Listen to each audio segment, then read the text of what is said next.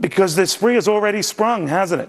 And it's got Senator Kay Bailey Hutchison of Texas very, very worried. Senator, good to have you. Thank you very much, Neil.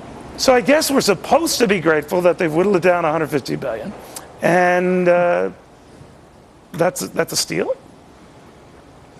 Neil, whatever the number is for the actual emergency spending, it ought to be paid for.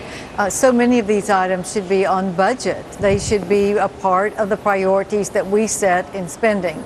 It is unconscionable that we are at a $13 trillion debt. We're 53% now of debt to gross domestic product, and that's getting into the European category.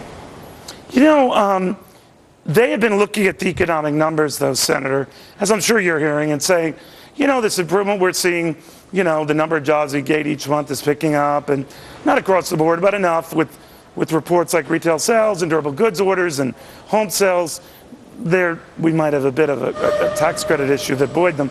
Nevertheless, that the trend has been their friend and justifies all this spending. What do you say?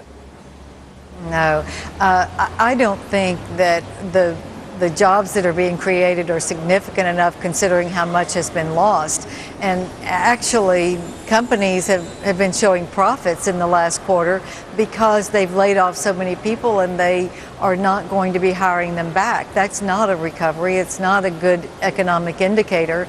And I am very concerned that we did all this stimulus spending that really didn't create jobs, which was the purpose for which we were supposed to have passed it. So I don't think that our economy is in any way sound, and it's because of the debt and the deficit spending that is going to surely cause interest rates to go up pretty soon. But, you know, they've got Republicans between a rock and a hard place on this, right, Senator? Because some of this emergency spending actually is an emergency, whether it's paid for or not, and that is Medicare benefits and ways to protect doctors and all that, because therein lies the rub for a lot of older folks who could suddenly find themselves without Medicare coverage. Now, that's not across the board. It hardly justifies everything. And I know what you're saying about, well, that's fine, just pay for it.